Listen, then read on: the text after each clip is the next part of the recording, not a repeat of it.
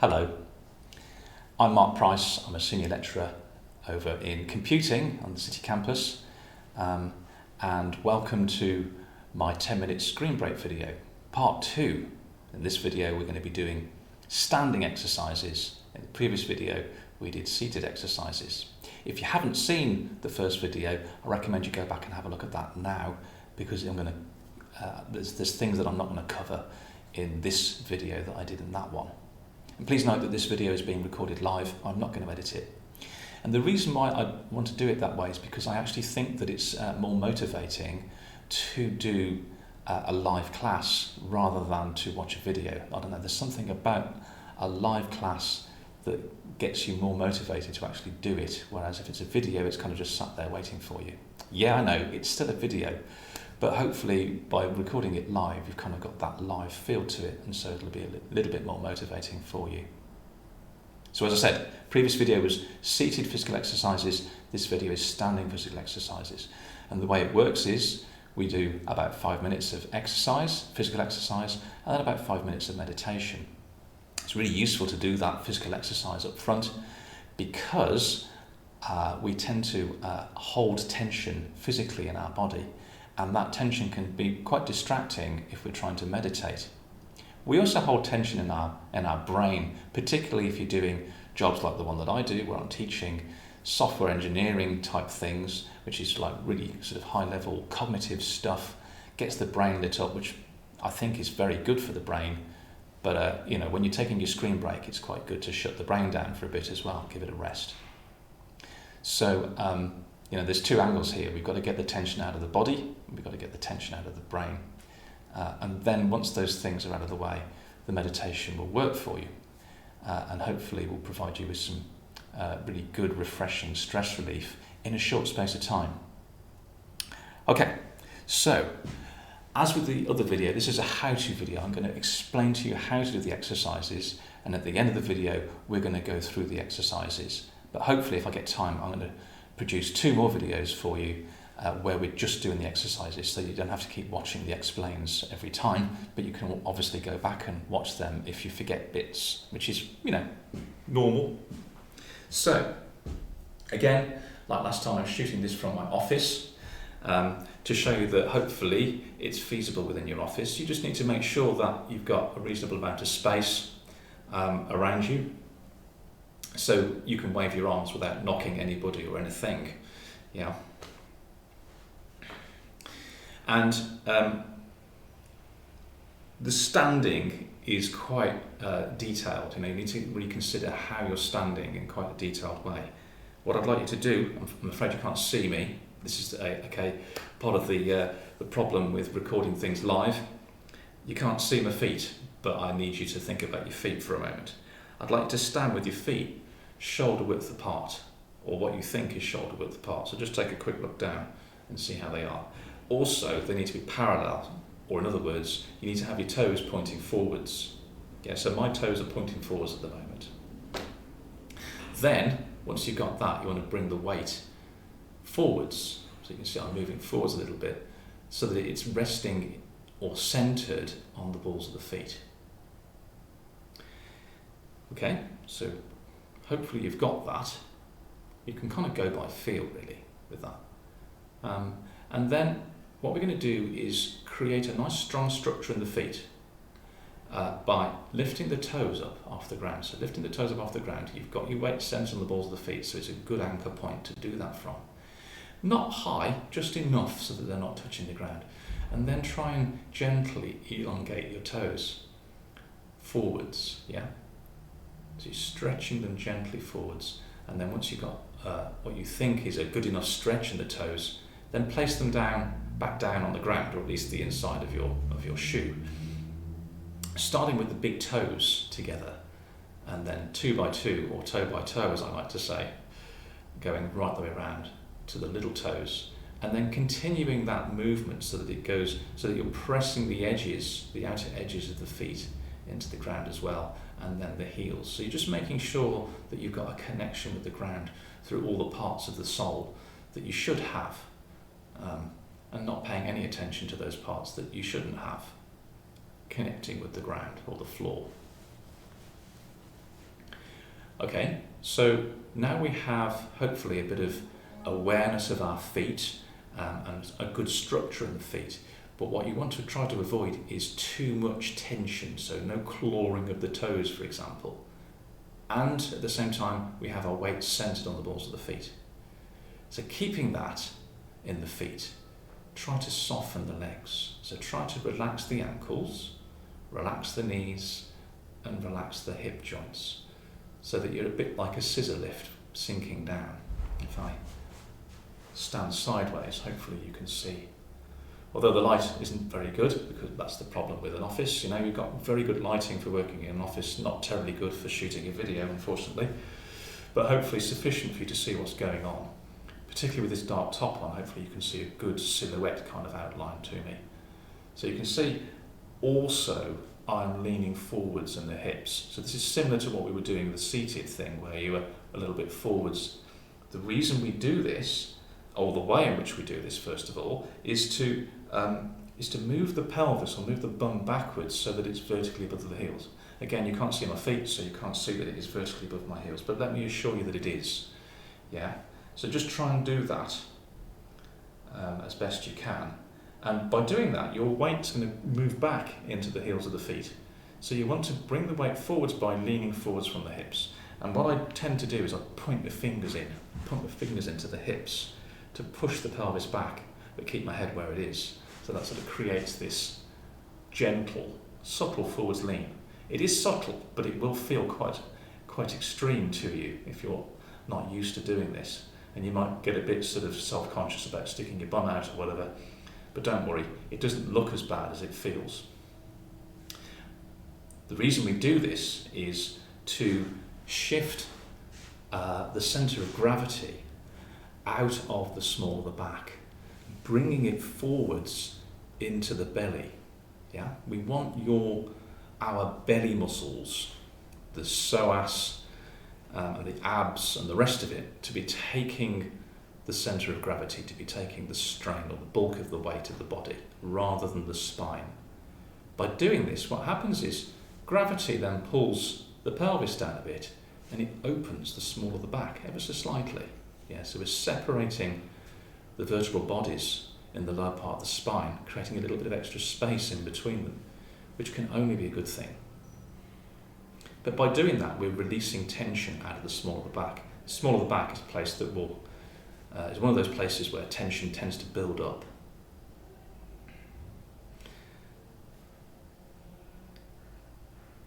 So I'm pausing here because I want you to just have a go at that and explore it and just feel that happening.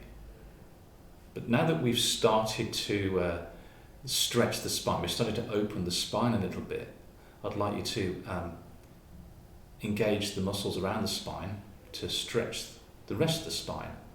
And the best way to think of that is lifting the head up. So by trying to lift the head up, that works. It causes the spine to stretch. It may cause you to lift out of your legs a little bit, so try and stay sunk at the same time as lifting the head up. Yeah. So hopefully you can see the similarity between the standing exercise or standing posture and the seated posture that I showed you in the other video. We're opening the spine.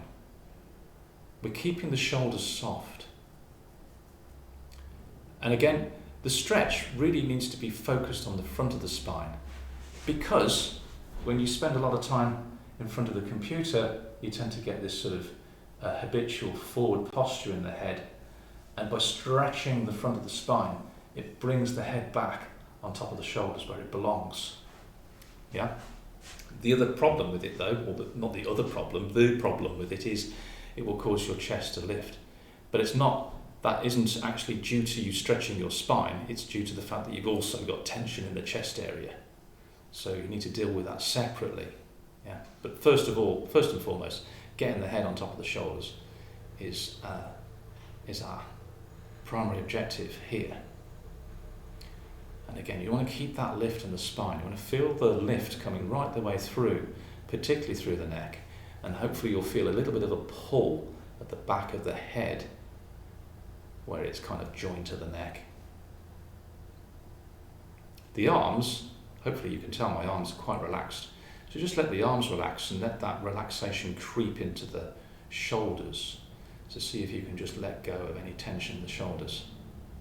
And you can help it by, again, doing the same as we did to the seated position, trying to shift the shoulders sideways. Yeah. So there's a little bit of stretch in the sideways direction across the chest, through the shoulders. And then we soften the chest further by trying to make the sternum move downwards towards the belly. So any of you may have read any Tai Chi books, they're usually translated from Chinese, and they're translated slightly incorrectly because they talk about sinking the chest. Yeah, so people think that means bringing it back. It doesn't, it means moving it down. By moving it down but keeping the spine stretched, we have these two forces running through the body. But again, there's no sort of real force. It's just a gentle, soft kind of movement. So by softening and moving the chest downwards, it will tend to pull your head forwards because the tension is still there in the neck. So you have to fight it a bit. You have this ongoing fight between softening the chest down and keeping the head on top of the shoulders. There we are. This stance is called Wuji stance. And this forward lean, one way of judging how much your forward lean should be is with the hands. If your arms and hands and shoulders are completely relaxed, the hands will be just in front of the hips or just in front of the thighs, depending on how long your arms are. Yeah. Good. Now that we can do something with the hips, which we can't do when we're sitting down, we can try to open and close them. So what I'd like you to do is to make sure your knees are pointing forwards in the same directions as your toes. And we're just going to turn the pelvis. So this isn't turning the shoulders, although the shoulders will turn as a result. You're actually turning the pelvis, turning the pelvic girdle backwards and forwards. And by keeping the knees pointing in the same directions as the toes, and moving them backwards and forwards to make this happen, because you're pushing the hips backwards and forwards, you're opening and closing the hips. So we're just getting it a little bit lubricated, warmed up. And the arms, they just carry on being floppy and they sort of flail around a bit. Just let them do what they're going to do. Everyone is slightly different. And as I said, the shoulders, you're not moving the shoulders deliberately, they just move because everything else is moving. So if you can't move your pelvis for whatever reason, then nothing else should be moving. All the movement should be coming from the pelvis. Okay, so that's that bit. And then the next bit is basically the same exercise as we do when we're seated. It's just that we're in this much more therapeutic standing position. So we start with our hands like this. Yeah, the hands are, let me move in close and show you. The hands are like that, so you have a slight flex in the wrist joint and the fingers are slightly turning up, but they're also turning in. Yeah, so the hands are turning in, the fingers are turning in, the elbows are pointing outwards, sideways. The shoulders are trying to stretch sideways gently. Yeah, so you're just gently moving the elbows and the shoulders sideways and gently moving the tips of the fingers inwards. So you have this kind of spiral stretch coming around the arms.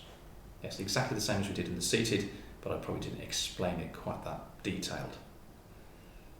And we've still got this sort of softness in the legs. The deeper you go in this sink, the better, but obviously you need to gauge it because we're going to be doing an exercise where we're holding it. So if your knees start to shake because they can't cope, then you're in a bit deep, so you just need to bring yourself back out again. Okay, so from here, what we're going to do is breathe in and rotate the arms and the shoulder joints.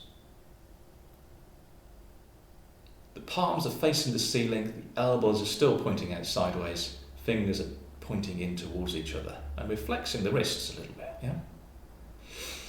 Then we open out to the side. Now, this is normally in synchronicity with your breathing, but I just want to show you the exercise first of all. Okay. And then we stretch out with the palms facing the floor. Yeah. So that previous one, the palms were facing out sideways, fingers vertical. Now we're horizontal.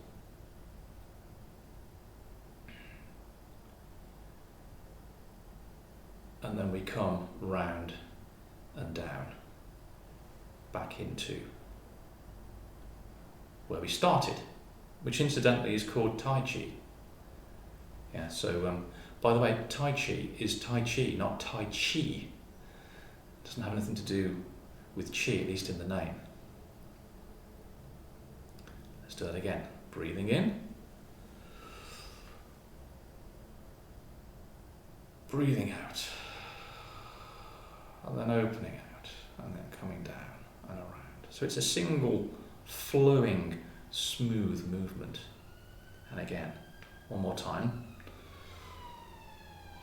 Palms facing the ceiling, fingers horizontal, pointing in towards each other, nearly touching, or touching if you want to. Shoulders are soft,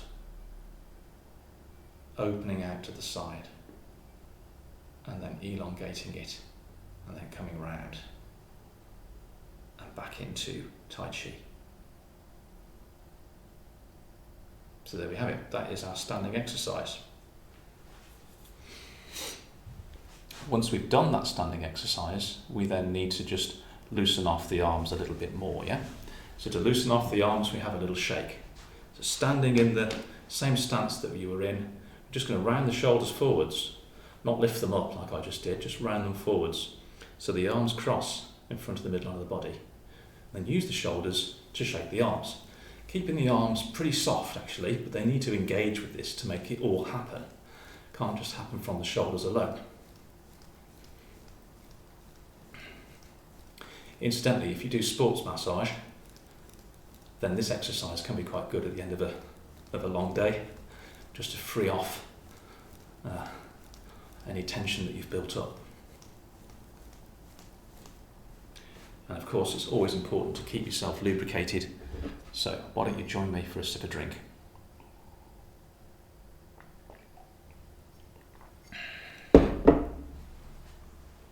Okay. So, an apology about the changing focus. For some reason my webcam has decided to go into autofocus mode. I turned it off, but for whatever reason it's turned itself back on. And the reason why I turned it off is because it does this annoying thing if you're moving around. It's okay if you're sort of sat still or standing still at a particular depth, but if you're moving around it will start refocusing, which can be a bit disturbing for the viewer. So I apologise about that, but it's there.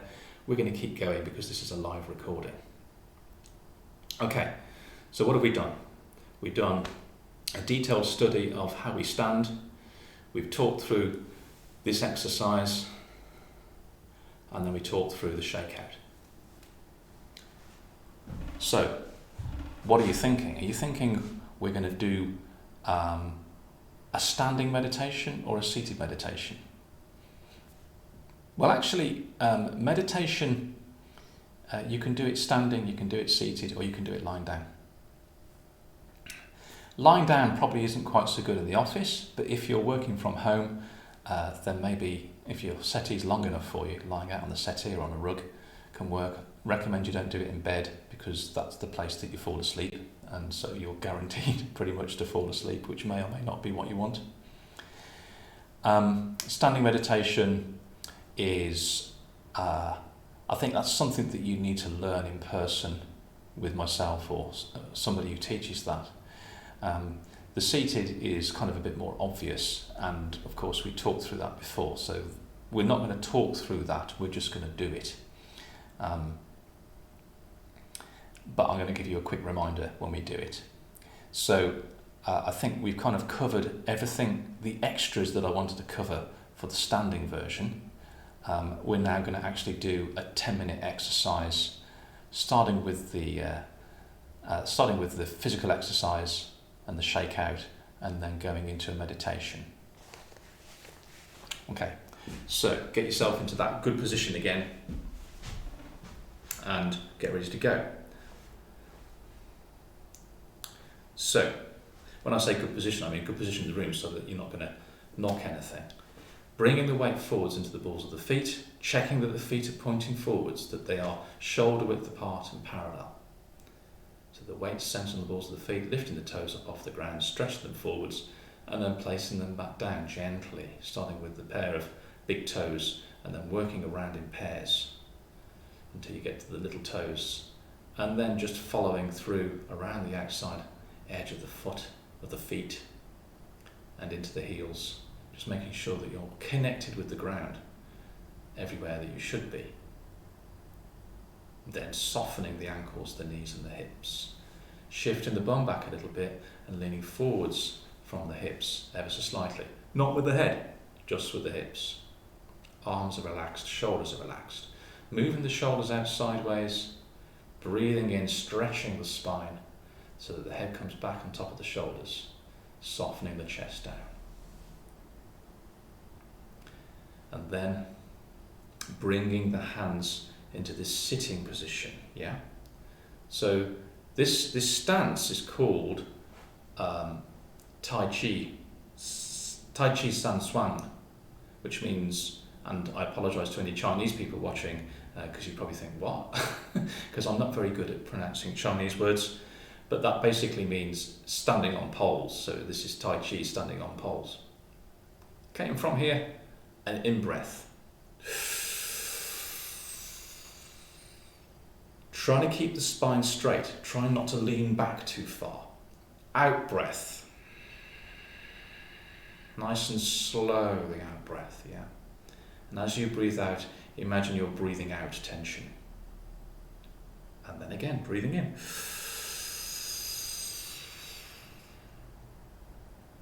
Breathing out. So the out-breath is longer and slower and softer than the in-breath, to really emphasize that you're breathing out tension. And again, breathing in. Breathing out.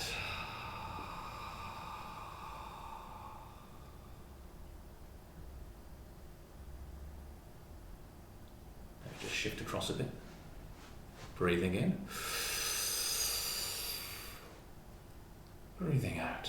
Notice how, as you go through this exercise, going through the repetition of this exercise, you're starting to feel less tense. You're starting to breathe out all of that tension.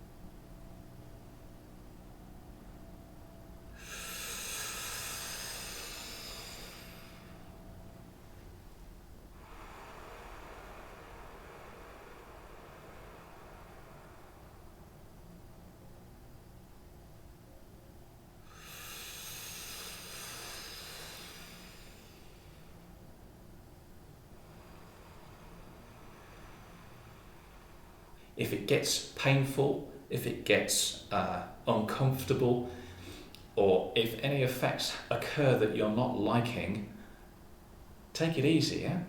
Maybe sit out if you have to. But I recommend you don't. So if you're getting stabbing pains from this, stop immediately. If you're getting an ache or a tingle, then see if you can work through it. Because generally we find as we release tension, it causes an ache, or it causes a tingle, or it causes some kind of sensation that's a little bit uncomfortable, that we don't like, and can tend to make you want to stop. But only really stop if that pain is indicating a physical problem that's being caused by doing the exercise, which is highly unlikely, but if you've got weak rotator cuff muscles or something like that in the shoulders, then there is potential for further damage if you don't give them a rest, yeah?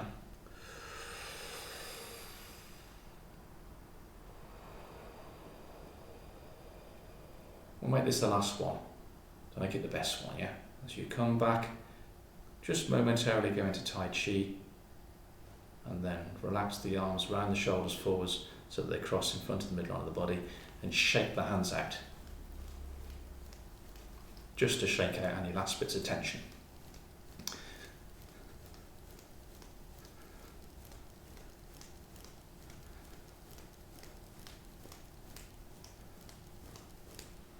Okay, so I'm going to adjust my sit-stand desk. Apologies about the annoying webcam going out of focus. I'll try and do this with a minimal of noise.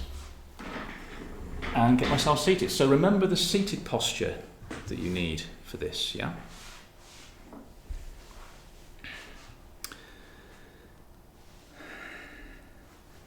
I'm just going to pause the recording and adjust things slightly. Okay, so remember you're sat forwards in the chair, you've got 50% of your weight in your feet, centered on the balls of the feet as before, leaning a little bit forwards from the hips, yeah, to keep the weight, centre of gravity, should I say, out of the small of the back, bringing it into the belly. Now you can sit with the hands like this or like that. Better like this because you need to have a bit of an outward stretch to keep the chest open. Or you can have them just hanging down, which is quite nice. But even doing that can cause get a bit achy in the shoulders after a while. So don't be afraid to adjust your arm position. Okay? Once you've got yourself comfortable, make sure you're keeping this good posture, and then relax the face muscles and relax the eyelids so that they close over the eyes. And bring your awareness into the center of your head, maybe using the method that I showed you in the previous video. Whatever method you use, you want to try and focus it in on the center of the head.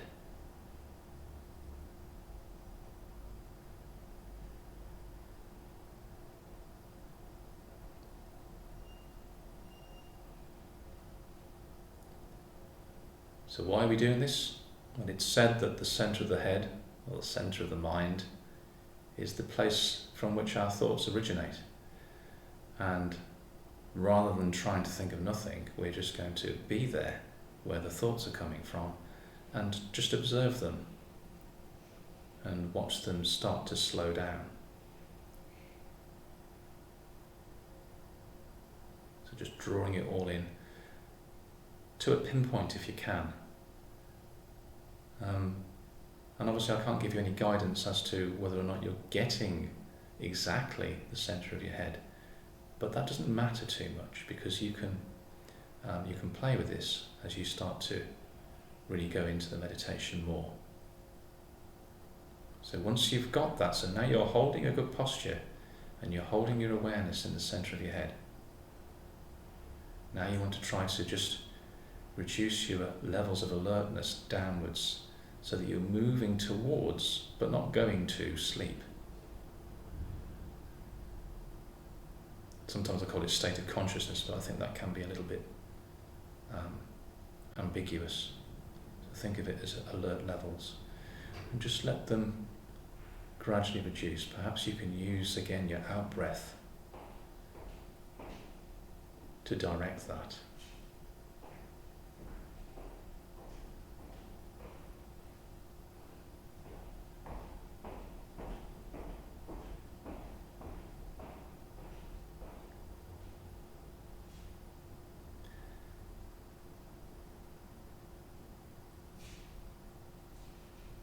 And what you can do with this is you can really focus in on your other senses because your eyelids are closed. You can focus in on your hearing and try to experience the sounds that your ears are picking up. Experience them falling upon that point in the center of your head. And also your experience of the feeling. So it's almost like you're touching the center of your head. What does that feel like? And of course the other thing is that, even though your eyelids are closed, your eyes can still see something. So you're still getting an image. So try and experience the image falling upon that point in the centre of the head.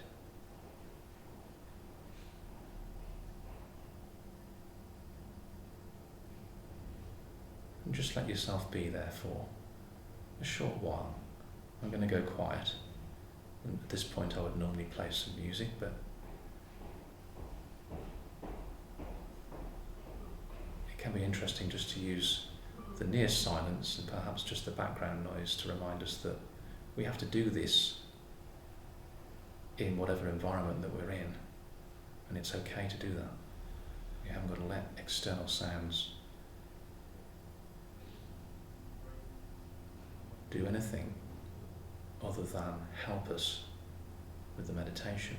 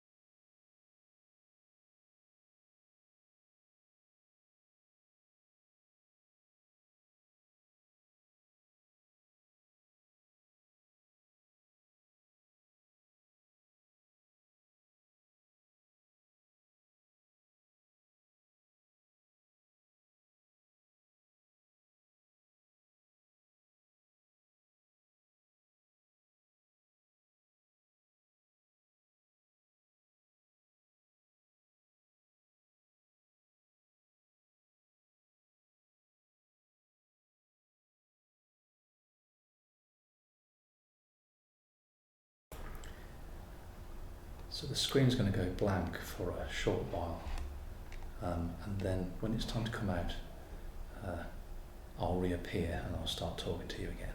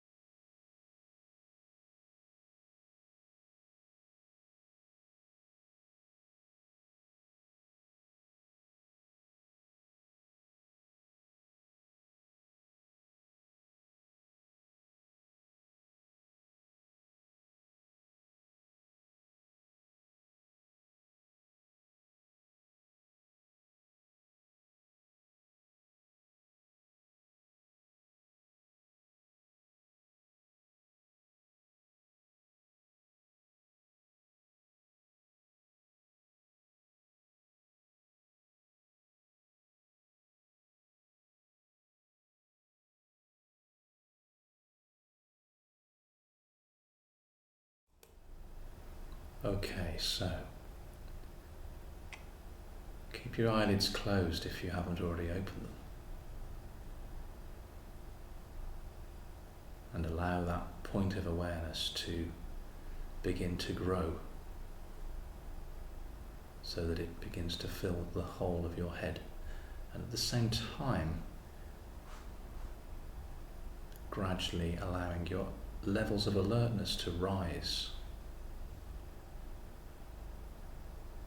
Point of awareness is growing, it's filled up your head and it's starting to expand down your neck like a magician's balloon. Down the arms to the fingertips, all the way down the torso, through the abdomen,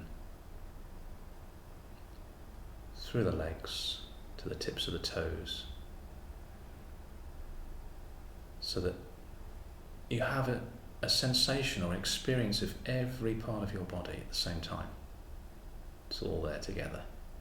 And when you have that, when you're completely full of yourself, of your awareness,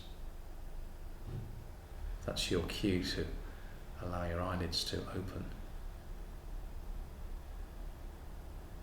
and reintegrate yourself gently and slowly with your external environment.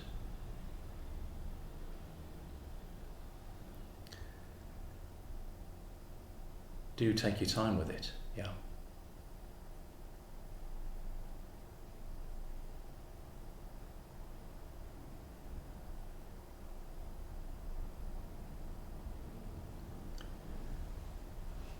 So yes, it's best to stay sat there for a few moments until you feel comfortably back to the here and now. So take as long as it takes you, but I think we've pretty much reached the end of what I'd planned for today.